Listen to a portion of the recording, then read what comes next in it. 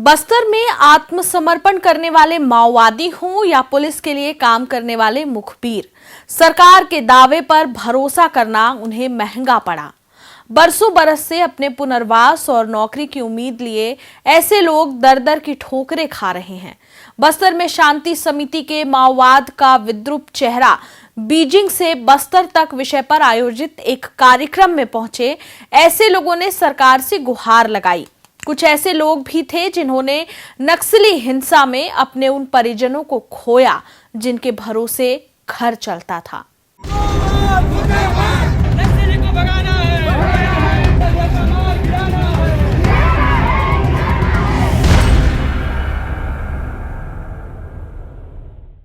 नमस्कार, खबरों की खबर में आपका स्वागत है। बस्तर में छत्तीसगढ़ के गृह मंत्री विजय शर्मा की उपस्थिति में माओवाद का विद्रूप चेहरा बीजिंग से बस्तर तक विषय पर आयोजित कार्यक्रम इन दिनों चर्चा में है। बस्तर के अलग अलग इलाकों से पहुंचे माओवादी हिंसा के पीड़ितों ने इस आयोजन में शिरकत की। देखिए बस्तर से हमारे सहयोगी अशोक नायडू की रिपोर्ट।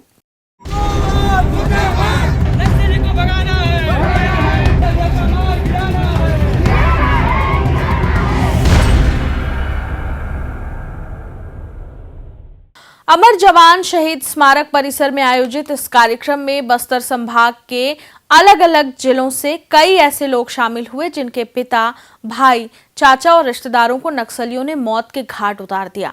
पीड़ितों ने मन से बताया कि नक्सलियों ने कैसे बेरहमी से उनके परिवार के सदस्यों की हत्या की और उसके बाद अब किस तरह से उनके जीवन का गुजारा हो रहा है।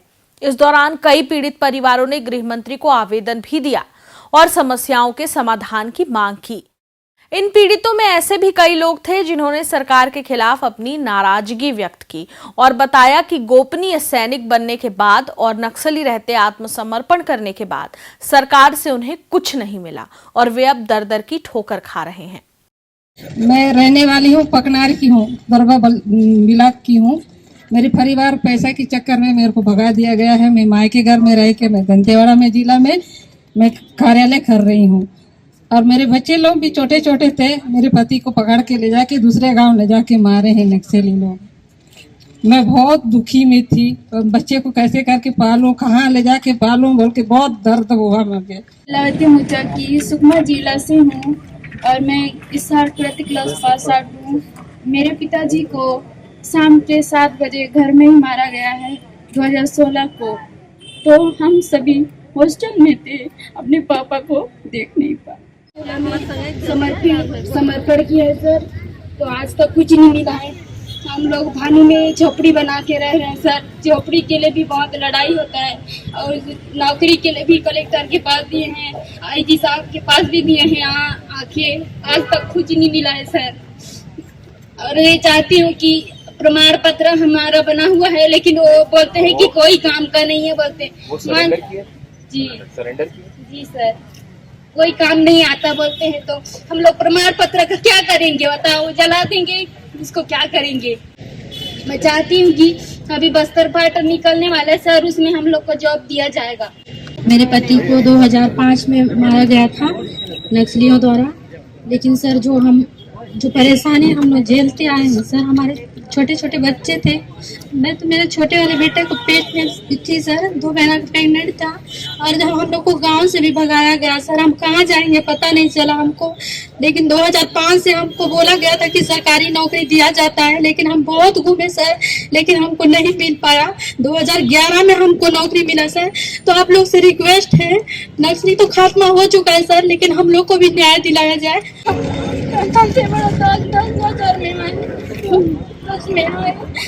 घर घर काम करके जी रहे हैं सर। हम लोग पीढ़ी तो हम लोग भी बनाए पैसा मांग रहे हैं। बाबू लोग जा रहे तो रिजल्ट करते रहे, गाँव से भी भगा दिए। नौकरी नहीं है, कुछ नहीं है। मैं तो घर का काम करती हूँ सर। हमारे बच्चों को लेकर मेरा जमीन ना चाहिए हम लोग को। मर गया, वो खत्म हो गए। इससे हमारा शांति और कुछ नहीं है। नक्सल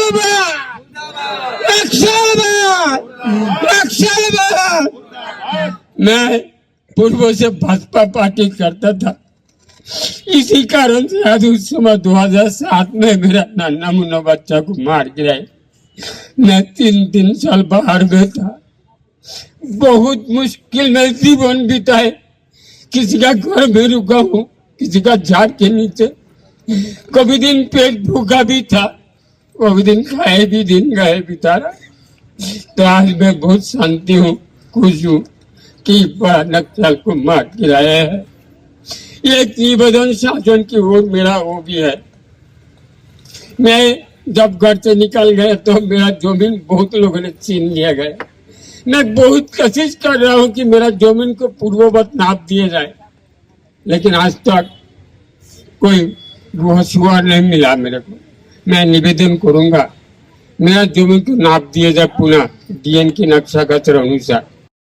एक युवती मधु जैन ने बताया कि साल 2016 में उनके पिता संतोष जैन उर्फ बैजू मंडावी ने कांकेर पुलिस के समक्ष आत्मसमर्पण किया था। आत्मसमर्पण करने के बाद यह उम्मीद थी कि सरकार के द्वारा उन्हें पुनर्वास नीति का लाभ मिलेगा, एक मकान मिलेगा और घर के किसी सदस्य को या खुद उनके पिता को नौकरी मिलेगी।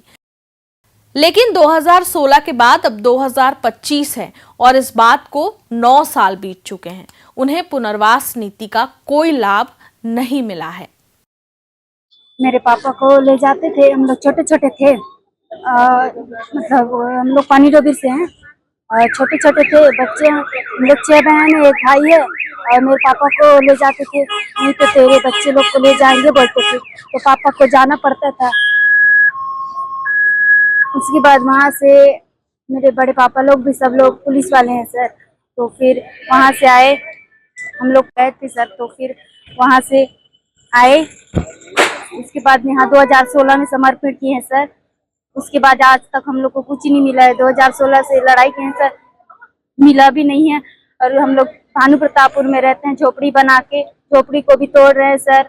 और हमारा शादी भी कैसे होगा? हम लोग 6 भाई बहन है सर।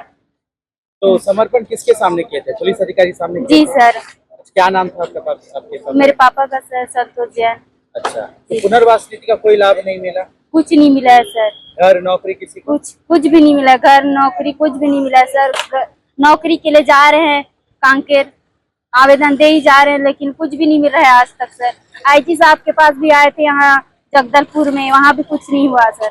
कितने साल से आप लोग बता रहे हो? कितने साल से? हम लोग 2016 से सर। तब से नौकरी नहीं मिला, कोई काम? कुछ नहीं मिला सर। इधर ऐसे कई लोग इस कार्यक्रम में शामिल हुए जिन्होंने सरकारी व्यवस्था से भी नाराजगी व्यक्त की।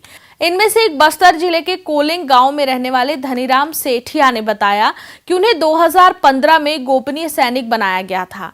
इस दौरान उन्होंने नक्सलियों के बारे में कई अहम जानकारी पुलिस को दी। उन्हें आश्वासन दिया गया कि आने वाले समय में उन्हें गोपनीय सैनिक से आरक्षक बनाया जाएगा, लेकिन पिछले 10 सालों से वह दर दर की ठोकर खा रहे हैं, लेकिन उन्हें अब तक आरक्षक नहीं बनाया गया है।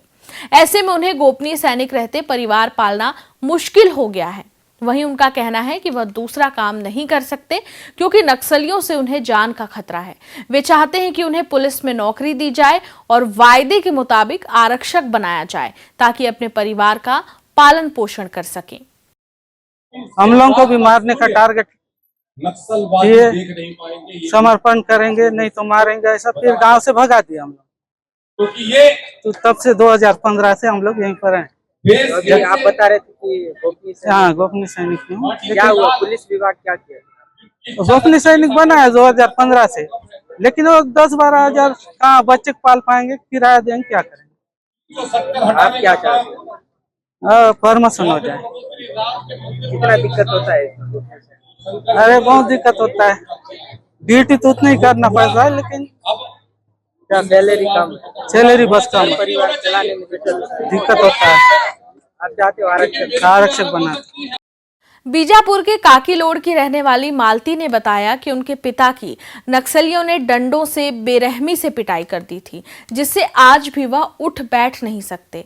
इस घटना को 5 साल बीत गए हैं। नक्सली चाहते थे कि मालती की बड़ी बहन पढ़ी लिखी होने की वजह से नक्सली संगठन में शामिल हो जाए और नक्सलियों को पढ़ाए, लेकिन उनके पिता ने नक्सलियों को मना कर दिया, जिससे नाराज नक्सलियों ने उनके पिता की बुरी तरह से पिटाई कर दी। परिवार में कमाने वाले केवल उनके पिता हैं, लेकिन नक्सलियों की पिटाई से उनकी तबीयत बिगड़ गई है और आज भी वह उठ बैठ नहीं सकते। डिप्टी सीएम विजय शर्मा से मालती ने गुहार लगाई कि उनके भाई और उनकी पढ़ाई का खर्च सरकार उठाए। भाई ने 10वीं की पढ़ाई पूरी की है, वहीं मालती ने 12वीं की पढ़ाई पूरी की है।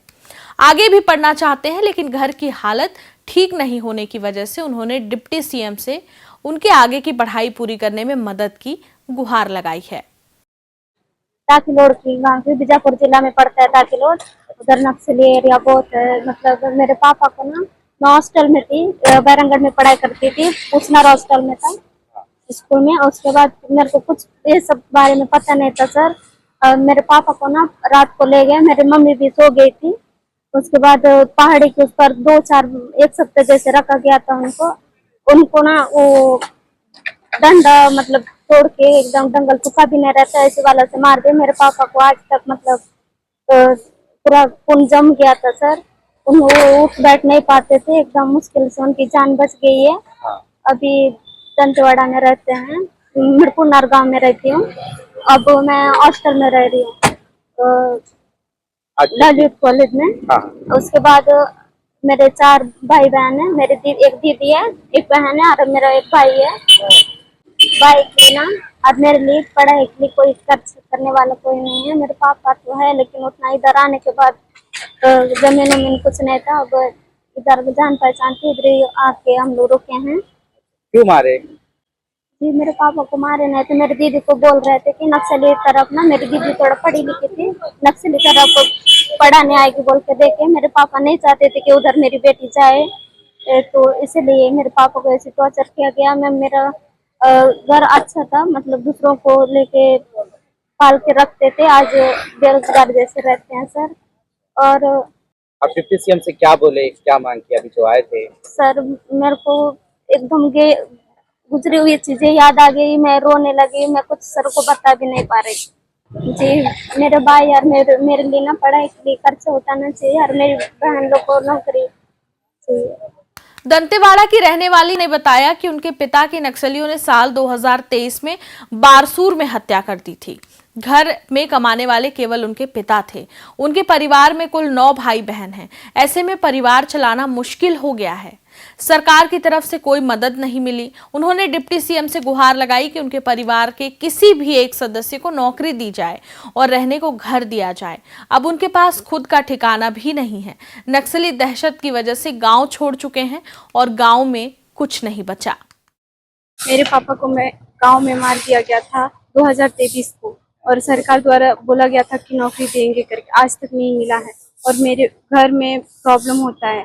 और जैसे पापा को मारे ना, उसके बाद गांव में आके बहुत डराते थे। पता नहीं उन्हीं लोग थे या गांव के लोग थे, नहीं पता, लेकिन रात में बहुत डराया जाता था। हम लोग डर डर के रहते थे। अभी हम लोग हॉस्टल में रह रहे हैं। क्यों मारे? सर नहीं पता है सर। घर में आके मारे? जी परिवार में कितने लोग हैं आपके? सर हम लोग 9 लोग हैं। किसी को कोई नौकरी नहीं मिला सर। गृह मंत्री विजय शर्मा का कहना है कि जो नक्सल पीड़ित इस कार्यक्रम में शामिल होने पहुंचे उनकी संख्या काफी कम है। इससे 10 गुना अधिक लोग हैं जो नक्सल पीड़ित हैं और सरकार की व्यवस्था से भी नाराज हैं। इनके लिए ही केंद्र सरकार से अनुमति मिलने के बाद हर बुधवार को छत्तीसगढ़ के नक्सल प्रभावित जिलों के एसपी कार्यालय में एक शिविर लगाया जाएगा, जहां नक्सल पीड़ित परिवार अपनी समस्या को लेकर आवेदन कर सकेंगे और यह आवेदन खुद उनके पास पहुंचेगा। उन्होंने कहा कि कानून के दायरे में जो भी मांग होगी उसे जरूर पूरा किया जाएगा। मैंने उनसे पूछा आप कहाँ रहते हैं, बताया कि अब उस स्थान पर नहीं रहते जहाँ खतरा था। जिन्होंने ऐसा कहा है उनके विषय को मैं आगे भी प्रसारित करूँगा। सारे लोगों के हृदय में दर्द है, दुख है। ये क्या है भाई, ये क्या है? मतलब क्या माओवाद उवाद भाई, यही माओवाद होता है। मैं आप खुद सोचें इस बात को। मैं बहुत ही व्यथित होता है मन ये सब देख करके। जबरदस्ती बस्तर के लोगों को बंधक बनाया गया है, जबरदस्ती बस्तर के लोगों को गुलाम जैसा बनाया गया है, जबरदस्ती बस्तर के उन्नति के मार्ग को रोका गया है, गांव के उन्नति के मार्ग पर आईडी बिछाया गया है। ये बंदूक की नली से स्कूल और अस्पताल नहीं बन सकता, इनको समझने की जरूरत है। अब नहीं, सरकार तो लगातार कर ही रही है भाई। सरकार लगातार मदद कर ही रही है। मसला यह है कि नक्सलवाद के, सशस्त्र नक्सलिज्म के पूर्ण समापन के लिए सब मिलकर प्रयास करें, इतना ही मैंने सबसे आग्रह किया है। शिकायतें काफ़ी ज़्यादा आई, उसके बाद आपने जो है एक दिन निर्धारित किया है। शिकायतें नहीं है भाई, आप 1-2 प्रकरण ही आए हैं, मैं सोचता हूँ ये 10% नहीं होंगे कुल पीड़ित लोगों के, इससे और 10 गुना ज़्यादा हैं। तो विषय क्या चल रहा है कि मैं आपको पीड़ित कर दूं और फिर वो आपको सहयोग करे, फिर मैं आपको इनको पीड़ित कर दूं, फिर एक उनको सहयोग करे। तो नक्सली पीड़ित करते जाए, सरकार सहयोग करते जाए, और सरकार की बड़ी जिम्मेवारी हो रही है।